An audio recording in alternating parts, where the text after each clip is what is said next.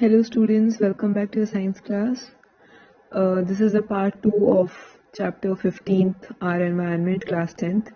So in the last video we discussed about the types of ecosystem and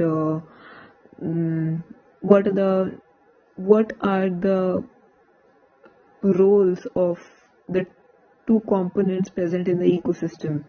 One cannot survive without the other component, है ना? Okay, so proceeding further, हम लोग इस video में will be discussing पहले तो about the मतलब जो बायोटिक कंपोनेंट्स हैं उन्हीं के बारे में हम अब थोड़ा सा डिटेल में डिस्कस करेंगे. I already told you this about this. So इसमें ज़्यादा कुछ नहीं है. I already gave you the definitions of what are producers. Okay, we know that all the autotrophs including green plants, ठीक है, which perform photosynthesis. Okay, those are called these producers. Why are they called producers? Because as I told you कि यही जो organisms हैं ये दे photosynthesise, उससे energy मिलेगी और वही बाकी सब जो ऑर्गेनिजम्स हैं प्लांट्स पे डिपेंडेंट होते हैं. Yes or no for their nutrition, because they cannot prepare their food on their own. Okay, so that is why these are called producers. यानी ये प्रोड्यूस करते हैं फूड को, बनाते हैं दूसरों के लिए. Okay, so इसमें आ जाएंगे आपके प्लांट्स, मतलब means autotrophs. All autotrophs like ये green plants actually. Green, the word green here is important because not only the green plants can perform photosynthesis because of the presence of chlorophyll. We know that chlorophyll is very important for photosynthesis. उसके बगैर it is not possible. Photosynthesis cannot be carried out. Okay, so all the autotrophs, including green plants, all these are called producers. Okay, I hope this is clear. And then we talked about consumers. I also gave you the definition of this. Okay, kindly look into the definition while watching this video. Okay, so that you will be able to see, because I'm not writing everything here because I have already given you the definition. Okay, now in consumers, जैसे हम बोलते हैं कि अगर हम किसी दुकान में जाके कोई सामान खरीद रहे हैं तो हम कंज्यूमर्स हैं. कस्टमर्स को कंज्यूमर्स भी बोलते हैं. ओके, बिकॉज हम सॉरी फॉर दिस. ओके, सो कभी क्या हो रहा है कि सो प्रोड्यूसर्स क्या करते हैं, वो प्रोड्यूस करते हैं, ठीक है, और हम लोग क्या करते हैं, बाकी जो ऑर्गेनिजम्स हैं जो हेटेरोट्रॉफ्स हैं. Okay, here we are talking about heterotrophs. Heterotrophs का क्या काम है, ऑटोट्रॉफ्स से न्यूट्रिशन लेना, ऑटोट्रॉफ्स को खाना है, ऑटोट्रॉफ्स को कंज्यूम करना. ओके, जब हम बोलते हैं किसी चीज को कंज्यूम कर रहे हैं मतलब हम उसको यूज कर रहे हैं या इस्तेमाल कर रहे हैं. I told this to you, ठीक है. इस केस में हम उसको खा रहे हैं. We are eating the producers basically, और we are feeding on the we are eating और we are feeding on the producers. Okay, to get the food. Yes और नो? ठीक है, so we are dependent on the producers.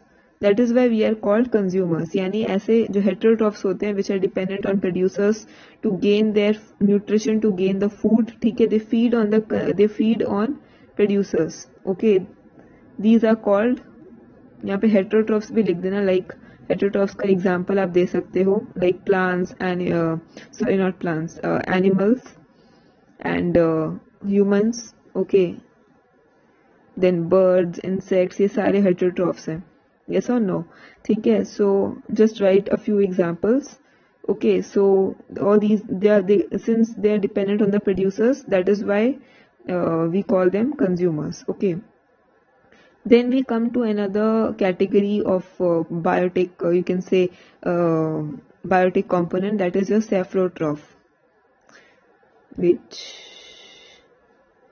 saprotroph? I think I am writing the correct spelling. Saprotroph को हम लोग decomposers भी बोल सकते हैं. ओके, अब ये क्या होते हैं, दीज आर मोस्टली ये छोटे ऑर्गेनिजम्स होते हैं, यानी micro organisms. Okay, like bacteria. Micro means very small. Okay, which we can not see from our naked eyes. Okay, we can only see them through a microscope. Alright, so many bacteria. Okay, then your many fungi also, they also fall in this category. Now what are saprotroph or decomposers? अब role क्या है decomposers से आप समझ जाओ, decomposers का है मतलब डिकम्पोज करना किसी चीज को। So the main word to remember is what is meant by the word decompose, ठीक है। सी डिकम्पोज का मतलब होता है बेसिकली ब्रेक डाउन या डिग्रेड करना किसी चीज को, डिग्रेड और ब्रेक डाउन करना। You must have learned in the two kinds of waste जो हमने स्टडी किया था, that is your biodegradable and non biodegradable waste. Yes, so उस वेस्ट में हमने क्या किया था, बाय टोल्ड यू कि इसमें बायोडिग्रेडेबल को भी अगर मैं 2 पार्ट्स में डिवाइड करती हूँ। Okay, so in the second word that is degradable. Degradable का क्या मतलब है, किसी चीज को डिग्रेड करना मतलब उसे ब्रेक डाउन करना, ठीक है, उसको डिग्रेड करना, उसको अगर कोई चीज सड़नी शुरू हो जाएगी तो उसकी क्वालिटी खराब होनी शुरू हो जाएगी, यानी वो मतलब सड़ रही है तो ऑब्वियसली वो ना ही देखने में अच्छी लगेगी ना ही उसकी स्मेल अच्छी होगी, है ना। तो यानी इसकी जो ग्रेड है मतलब डिग्रेड हो रहा है, वो कम हो रहा है, उसका जो क्वालिटी कम होती जा रही है। ब्रेकडाउन से मेरा मतलब ये है कि I told this to you before also कि जब जैसे अगर हम कोई वेजिटेबल पील, फ्रूट पील, ऐसे अगर हम एनवायरनमेंट में मतलब ऐसे अगर हम खुला छोड़ के रख देते हैं for about a day, you will notice कि दूसरे ही दिन you will notice it's colour getting change to brown, brownish black, ठीक है, इसका कलर ब्राउनिश ब्लैक होना शुरू हो जाएगा। Plus, it will also emit a foul smell. Foul मतलब सड़ी हुई smell. Okay. It will also emit a foul smell. Okay. Now, what does this mean? इसका मतलब है कि वो सड़ना शुरू हो गया है। अब ये होता कैसे, अपना भी पड़ा पड़ा कैसे कोई चीज ऐसे हो जाएगी, सोचने वाली बात है। अब ये होता ऐसे है कि we know that bacteria and fungi जो होते हैं दे आर माइक्रोस्कोपिक, यानी हमें वो दिखेंगे नहीं। Even they are present on our palm, जब कितना भी कहीं भी आप हाथ तो चलो धो लो तो वो हट जाते हैं, बट हर जगह पे वो प्रेजेंट होते हैं, हमें भले वो आंखों से नहीं दिखते हैं। हर जगह से मेरा मतलब है in air also they are present, every moment when we are breathing in air we are also breathing in these bacteria and micro organisms. ये तो हमारे नॉस्ट्रल्स में जो हेयर होते हैं वो इनको अंदर नहीं जाने देते हैं, ठीक है, और हमारे माउथ में जो हमारा सलाइवा होता है वो जर्म्स को किल कर देता है। तो आप खुद सोचो कि जब हम कोई फूड खाते हैं उसमें जर्म्स प्रेजेंट हो सकते हैं बिकॉज दे आर एवरीवेयर। अगर आप देखो, अगर आपने ऐसे ही रख दिया इसको खुला तो ऑब्वियसली जब एयर एयर से एक्सपोज होगा वो एयर के संपर्क में आएगा, यानी उसके कांटेक्ट में आएगा एयर के, ठीक है, तो क्या होगा, धीरे धीरे क्या होगा कि इसमें जो भी बैक्टीरिया घुले हुए होंगे एयर के अंदर, ठीक है, बैक्टीरिया फंजाई जो भी होंगे वो सारे उस पे आ जाएंगे जो आपने पी लिए जो रखा होगा। इवन अगर आप ब्रेड ब्रेड को अगर आप हल्का सा गीला करके अगर आप रख दो उसको बाहर, ठीक है, अगले दिन आपको सेम नजारा उस पर भी दिखेगा। Okay, I'll show you the photo. Okay, so as you can see here, I'll just zoom it a little bit. You can see this is a bread slice, ठीक है, and यू सी हियर इस पे green colour का आपको दिख रहा है fungus जैसी, ये आपका होता है राइजोपस, ठीक है, it's a kind of a fungus. अब बाहर अगर आप ब्रेड को एक दिन अगर आप हल्का सा गीला करके हल्का सा मॉइस्ट करके बाहर रख दोगे, अगले दिन आपको कुछ ऐसे दिखेगी वो, ठीक है, यानी उस पे मतलब इतनी नहीं होगी, थोड़ी बहुत होगी, फिर धीरे धीरे और बढ़ती जाएगी, ठीक है। अब देखो अगर माइक्रोस्कोप के अंदर देखा जाए तो वो कुछ ऐसे दिखते हैं, ठीक है, I just zoom it a little. Okay, these are जब माइक्रोस्कोप के अंदर ये ऐसे कुछ फंजाई जो होते हैं वो कुछ ऐसे दिखते हैं, ठीक है, जैसे कि कुछ मतलब सीड्स जैसे ग्रो कर रहे हैं ऐसा कुछ दिखेगा, बट एक्चुअली एक तरह का कीड़ा होता है, ठीक है, it's a kind of a fungus. Okay, so अब आप इधर देख रहे हो ये जैसे फटता है ना तो इसमें से और छोटे छोटे छोटे कीड़े निकलते हैं, बेबी, ये बेबी फंजाई होते हैं, ठीक है, छोटे छोटे और कीड़े निकलते हैं, ऐसे फटता है ये, ठीक है, और ये फिर कहाँ चले जाते हैं, ये एयर के अंदर घुल जाते हैं, फिर एयर के अंदर इधर से उधर जहाँ भी इनको खाना मिलता है, जहाँ भी इनको कुछ अगर आप वेजिटेबल पीला ऐसे कुछ रख दोगे खुला उनको वहां पे खाना मिलेगा।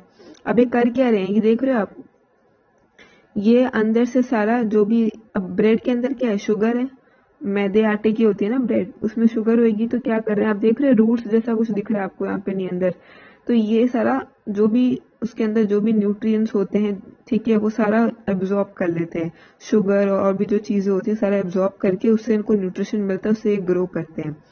फिर जब ये मेच्योर हो जाते हैं तो ये ऐसे फट जाते हैं, as you can see here, ऐसे फट जाते हैं, ठीक है, इसमें से छोटे छोटे आपको जो स्पोर्स दिख रहे हैं ये निकलने शुरू हो जाते हैं, दीज आर कॉल्ड स्पोर्स, ठीक है, इनको हम स्पोर्स बोलते हैं, इनको आप अभी के लिए बेबी फंजाई बोल लो, ठीक है, बेबी फंजाई।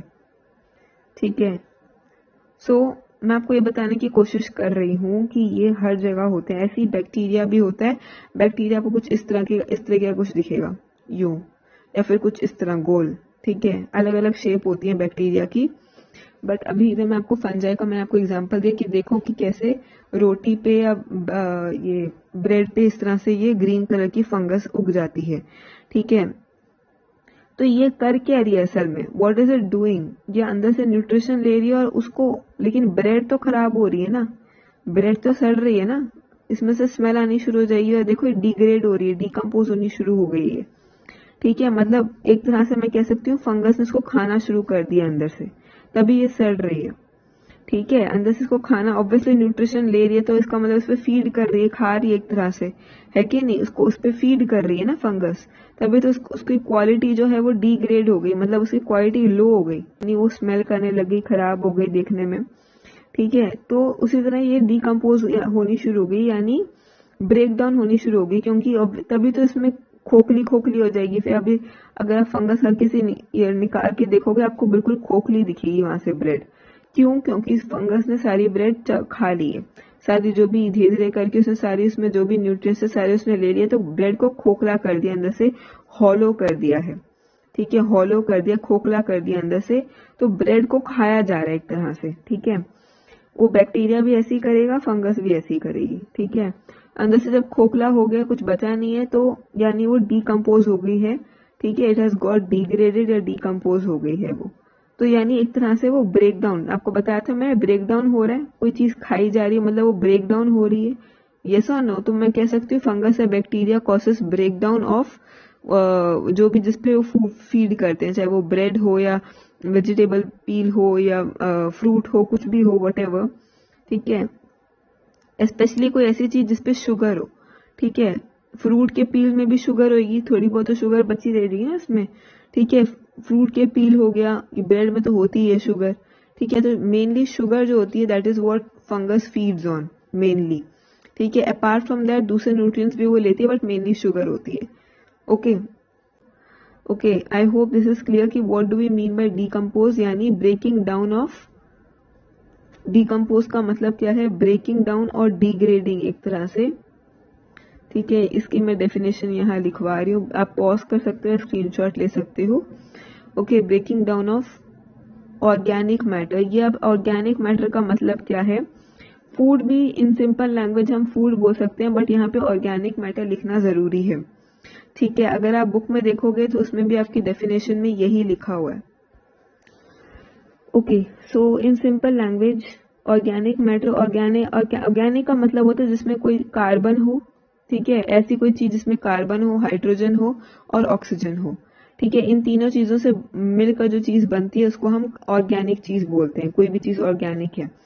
ठीक है, जैसे कार्बोहाइड्रेट्स हो गए, फॉर एग्जांपल शुगर या ग्लूकोज। ठीक है, वी नो कि कार्बोहाइड्रेट किससे बनते हैं, कार्बन डाइऑक्साइड और वाटर, जो फोटोसिंथेसिस में पढ़ा था आपने, कार्बन डाइऑक्साइड प्लस वाटर से ही तो ग्लूकोज बनता है ना, जिस अ काइंड ऑफ अ कार्बोहाइड्रेट।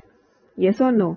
ठीक है, ग्लूकोज बनता है। ठीक है, C6H12O6। अब आप देख रहे हो इसमें तीनों चीजें हैं, CHO, दो तीनों चीजें हैं ना, तीनों एलिमेंट्स हैं, तो इसलिए ये एक तरह का ऑर्गेनिक कंपाउंड है, it's a kind of an organic compound. We study about this more in chemistry, but for now just remember this is a kind of organic compound.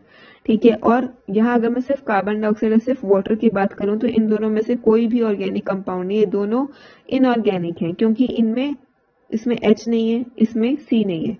ठीक है ना, जिसमें तीनों होते हैं वो ऑर्गेनिक कंपाउंड्स होते हैं, जिसमें एक, कोई भी एक अगर कम होएगा तो वो इनऑर्गेनिक कहलाएगा।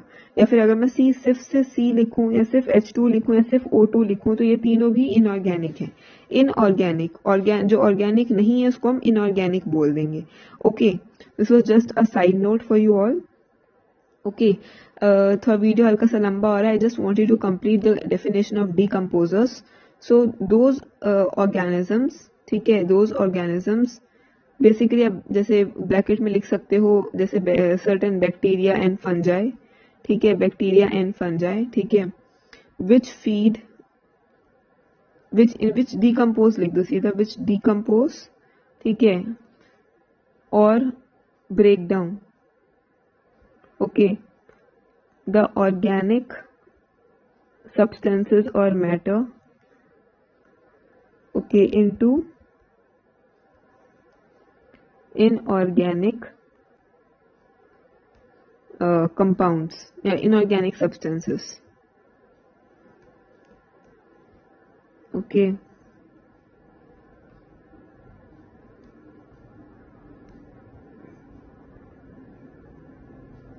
ऑलराइट, सो इनऑर्गेनिक सब्सटेंसेस, ठीक है, डिकम्पोजर्स की डेफिनेशन भी क्लियर है. Alright, so I'm ending the video right here. Let's continue in the next video.